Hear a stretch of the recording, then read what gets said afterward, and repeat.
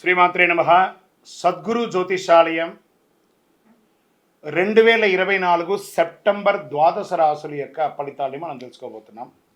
ఈ నెల గ్రహాల యొక్క కదలిక ఎలా ఉంది అంటే, సెప్టెంబర్ నెలలో రవి, బుధుడు, శుక్రగ్రహాలు రాశులు మారడం జరుగుతుంది. రవి కన్యారాశిలోను, బుధుడు సింహరాశిలోను, శుక్రుడు తులారాశిలోను సంచారం ప్రారంభించేస్తున్నారు. దీని ద్వారా ద్వాదశ రాశులకి ఎలా ఉండబోతుందో ఒక్కొక్క రాశిగా మనం విశ్లేషించుకుంటాం.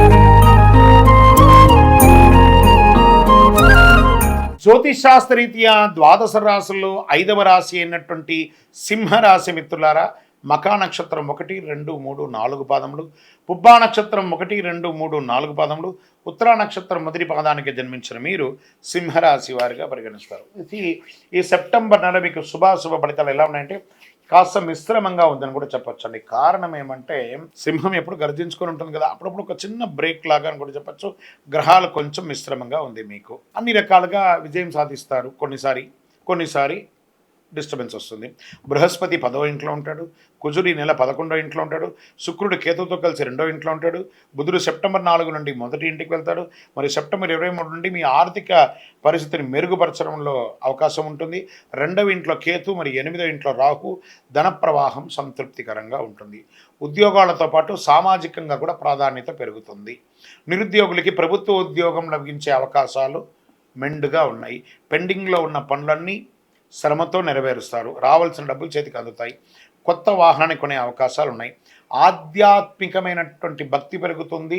ఆధ్యాత్మిక టూర్స్ కూడా వెళ్ళే అవకాశాలు ఉన్నాయి. ప్రభుత్వ వ్యవహారంలో అన్ని అనుకూలంగా ఉంటుందని చెప్పచ్చు. బంగారు వస్తు సామగ్రిలు చేర్చుకునే విషయంలో ఒకసారికి 2 సారి జాగ్రత్తగా అన్ని చూసి కొనండి. సోదర సోదరీమణులతో ఉన్నటువంటి విభేదాలు కొంచెం తారాటపడుతుంది. కూర్చొని మాట్లాడండి. ఇల్లు, భూమి కొనుగోలు ప్రయత్నంలో లేదా దస్తావేజుల యొక్క చూడడంలో, డాక్యుమెంట్స్ కరెక్ట్గా చెక్ చేయడంలో మీ యొక్క ఆడిటర్ని లేదా మీకు అడ్వకేట్ ద్వారా అన్నీ చూసి కొనండి. లేకపోతే దానివల్ల ఇబ్బంది పడే అవకాశాలు బాగా కనబడుతున్నాయి.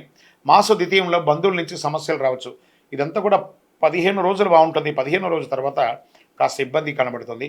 భార్యాభర్తలమైన చిన్న చిన్న తగాదాలు, విభేదాలు, ఒకరికొకరు సర్దుకోకపోవడము, మిత్రుల నుంచి ఆశించని యొక్క సహాయం దొరకకపోవడము, ఉద్యోగులకి కార్యాలయంలో కాస్త శబ్దతగా ఉంటుంది. లేదా ఏదో ఎప్పుడు కూడా గాసిప్స్ మాట్లాడకండి. మీరు ఈ మాట్లాడిన గాసిప్స్ మీకు వెనక ఇబ్బంది కలిగే అవకాశాలు బాగుంటుంది.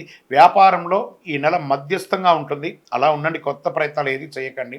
వాటాదారులు కూడా మిమ్మల్ని, పార్ట్నర్షిప్లో ఉంటారు కదా, వాళ్ళు కూడా మిమ్మల్ని ఇబ్బంది పెట్టే అవకాశాలు ఉన్నాయి. కుటుంబాన్ని నిర్వర్తించే స్త్రీలు, ఉద్యోగం చేసే స్త్రీలకి మిశ్రమ ఫలితాలను ఉంటుంది. ఓపిక పట్టండి. అందరూ కూడాను విద్యార్థులు క్యాంపస్ ఇంటర్వ్యూలో సెలెక్ట్ అయ్యే అవకాశాలు ఉన్నాయి. శారీరక ఆరోగ్యం పట్ల శ్రద్ధ అవసరం. ఫుడ్ పాయిజన్స్ అయ్యే అవకాశం ఉంది.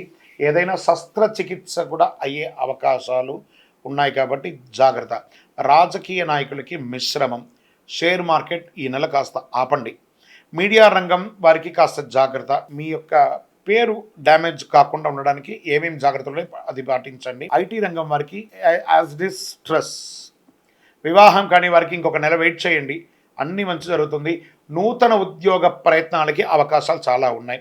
అదృష్ట రోజులు ఈ సెప్టెంబర్లో 1వ తారీఖున, 3వ తారీఖున, 6వ తారీఖున, 10వ తారీఖున, 14వ తారీఖున మీకు బాగుంటుంది. చంద్రాష్టమం 18/9/2024 5:44 ఉదయం నుండి 20/9/2024 5:15 ఉదయం వరకు 2 రోజులు చంద్రాష్టమం ఉంటుంది. చాలా జాగ్రత్తగా ఉండాలి.